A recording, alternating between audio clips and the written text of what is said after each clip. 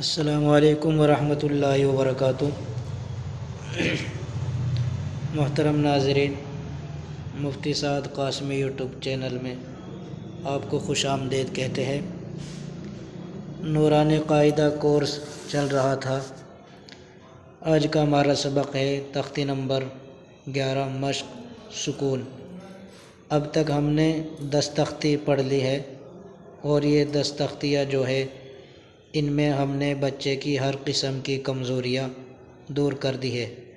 عموماً بچے کے اندر 2 بنیادی کمزوری ہوتی ہے، ایک یہ کہ تلفظ ٹھیک نہیں ہوتے، دوسری یہ کہ بچہ حل کلمات کو حل نہیں کر سکتا۔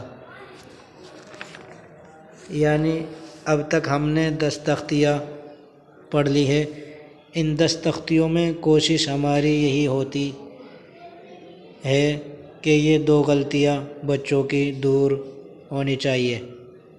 آگے جو تختیاں آ رہی ہے وہ اضافی چیز ہے، کیونکہ نورانی قاعدے کا مقصد تو یہی ہے کہ تلفظ ٹھیک ہو جائے اور بچہ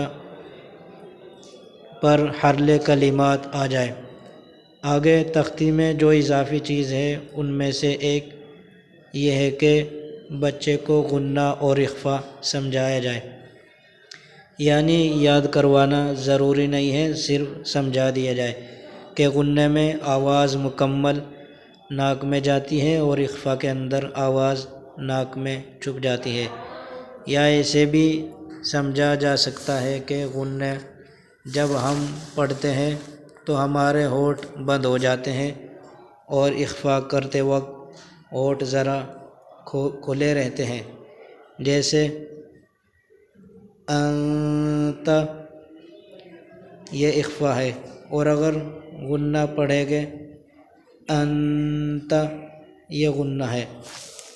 اس تختی میں دوسری چیز ہے کہ جہاں 2 ساکن جمع ہو جائے یہ بھی سمجھا دیں، کیونکہ یہ تختی سکون والی تختی ہے۔ جہاں پر 2 ساکن جمع ہو جائے تو اس کو کیسے پڑھا جائے۔ یہاں پر یہ غلطی ہو جاتی ہے کہ جہاں 2 سکون جمع ہو تو بچہ ایک کو متحرک پڑھ دیتا ہے، جیسے لیلۃ القدر، لیکن صحیح کیا ہے لیلۃ القدر۔ اب یہاں وہ پڑھتے ہیں لیلۃ القدر، بلکہ 2 ساکن ہیں، دونوں ساکن کو پڑھنا چاہیے۔ پہلا ساکن تو آسانی سے پڑھا جاتا ہے، دوسرا ساکن ہے اس کو تھوڑا سا واضح کرنا، جیسے لیلۃ القدر۔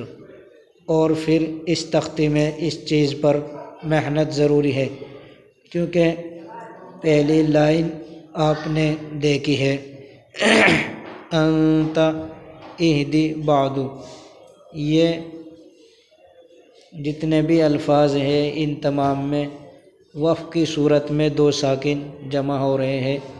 یہ غلطیاں کی ہوتی ہیں، جیسے بچہ پڑھتا ہے لیلۃ القدر من الف شہر مطلع الفجر وغیرہ۔ یہ اس لیے ہوتی ہے کہ ہم نے اس تختی پر محنت کم کی ہوتی ہے، اس لیے اس تختی پر محنت کرنا ضروری ہے۔